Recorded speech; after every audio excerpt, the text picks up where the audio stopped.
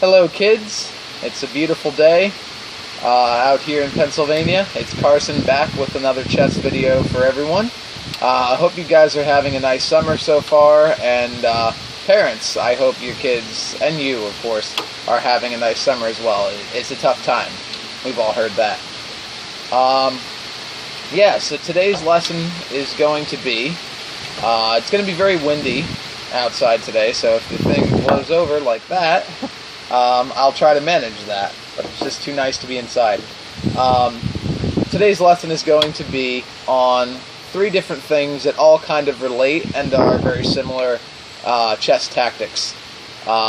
First one being pins, first one being forks, second one being pins, third one being skewers. And all 3 of these, as I said, are very important chess tactics. A lot of them, all 3 of them usually require mistakes made by your opponents, but, you know, credit to you for capitalizing on them, because if you're not capitalizing on it, what's a mistake mean if you're not capitalizing on it? So yeah, maybe your opponent's not going to play a situation perfectly, but when you see that, you need to be able to recognize it, pounce on it, by making a very good move that is going to really put them in some trouble. So the first scenario I have set up here, as you guys have probably been looking at for the last minute and a half, is, of course, a simulated game. This isn't an actual game I've played. This is just a setup that I've created, just kind of randomly. But in this position, it's white to move, and white is going to make not a great move, but a move that makes sense. Actually, I'm gonna change something here. I'm gonna have this pawn protect, because the obvious white move would be to take there, but I don't want to do that. So pretend that this pawn was here to start. White is gonna make this move right here. Knight from G1 to F3. And what that's going to do is attack the black knight, right? So the black knight is under attack. He doesn't necessarily want to take right here, because white has the F3 square doubled, unless he wants to trade the knight. But this is a very active knight right now, and you're going to see why here in just a minute. By active, I mean it's in the middle of the board. When a knight's in the middle of the board, it has a lot of places it can go, and it's just very scary to an opponent. So, with that being said, the definition of a fork, knights are amazing at forks. That's one of their biggest assets as a piece, is being able to fork very well. The definition of a fork, of course, if you didn't know, attacking 2 or more pieces with 1 piece at a time. Sometimes this involves the king. So the black knight is going to move here. Where can the black knight move? It's a really good move that probably wins this game for white, or for black, excuse me. Where can this black knight move such that he's attacking 2 white pieces? So, you guys paused it, and here we go. The knight is going to go, capture the pawn on e2, such that this is check. This is check, and this is great, because this king has to move out of check.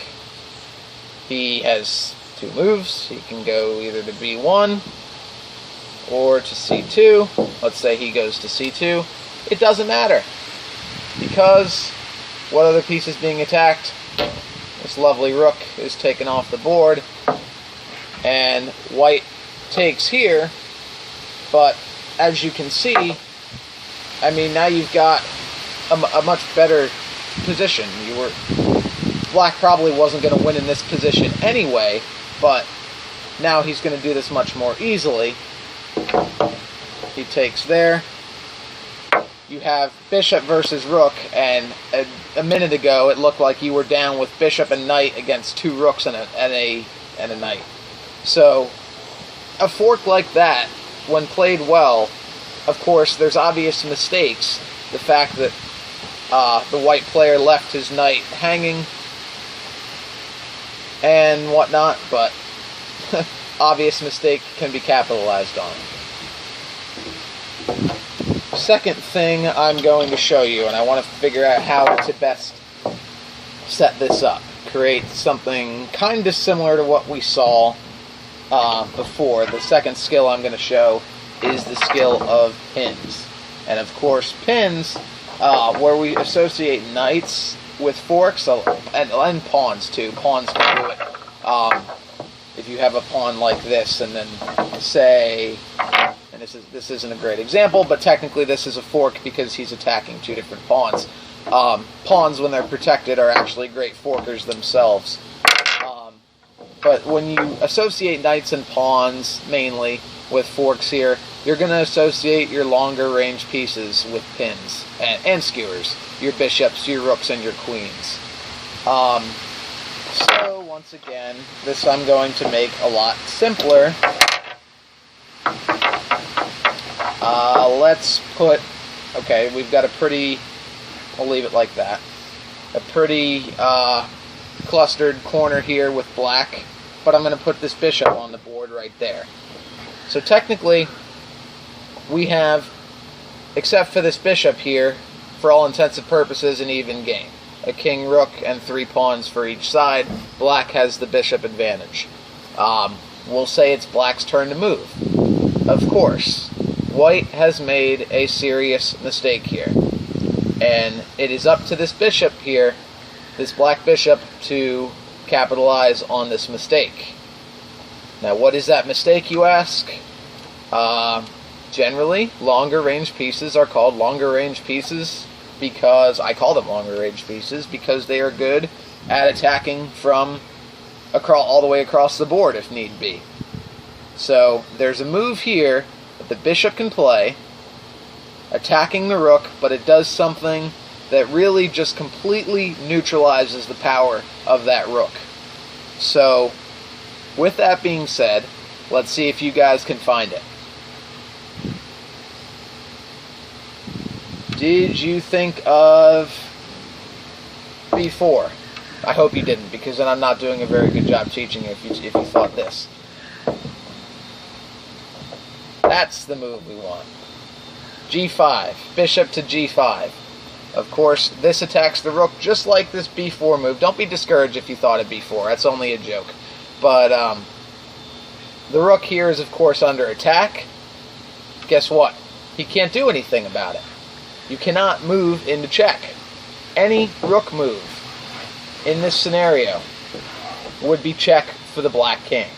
So we say that the rook is pinned, or pinned down, to the king. Now, the only real explanation for this, I guess, the only real reasonable move here is to move either the king or the pawns. Let's say black wants to try and, get one of these pawns going. Bishop takes rook. This is check, of course. The king has to recapture. And you can start chasing him around. You're up a rook. Just like that, you had an even game up a bishop to now you're up a rook with, these 3 pawns. Unless you really mess this up, you're winning this game. These 3 pawns should not promote. You should be able to take out a couple of them. You should be able to bring your king in. And even if you're going to end up in a battle here with white, one of these pawns is going to promote. He's going to need his king to try and help get his pawns across. So, pretty soon white will be down a queen and a rook. If you make that kind of pin, play it to the end at your guys' levels, just because mistakes like that can be made again. But at the higher levels, you would see the white player resign and try and disappear from sight if he made a move like that. Last thing I'd like to show is similar to pins.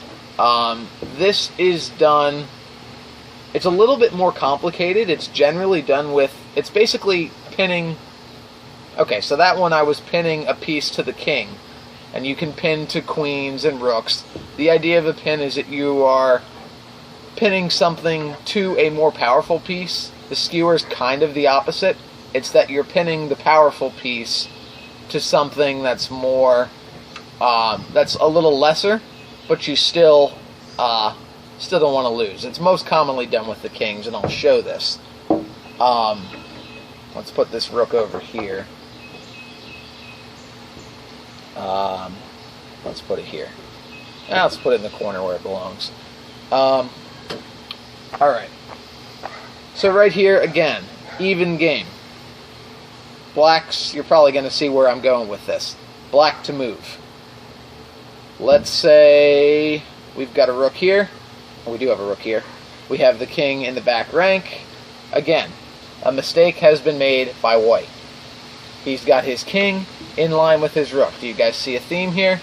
You want to make sure that your pieces are working with each other, but you don't want to leave kings, especially, in line with your power pieces too much, especially in the end game, because it can really spell trouble.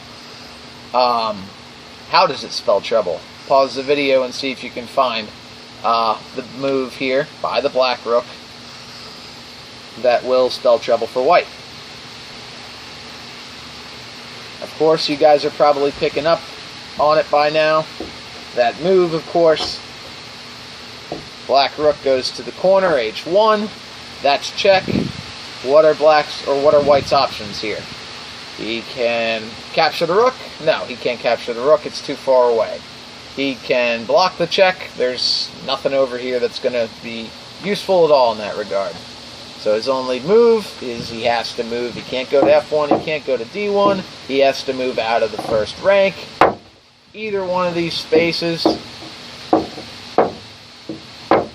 any of those spaces, excuse me, leads to a capture. Black's up a rook and is winning easily. So that's pretty much the big idea. That's the very short version of it. I can certainly come up with some tactic puzzles if you guys would be interested in seeing that. It's a very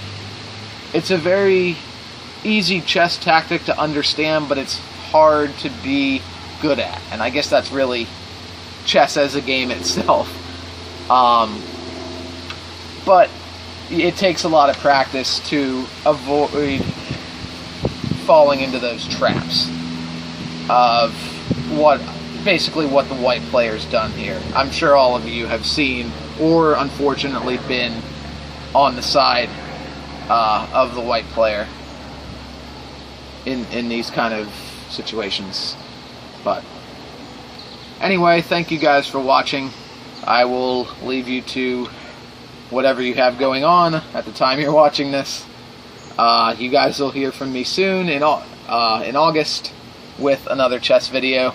So thank you very much and enjoy the rest of your summer.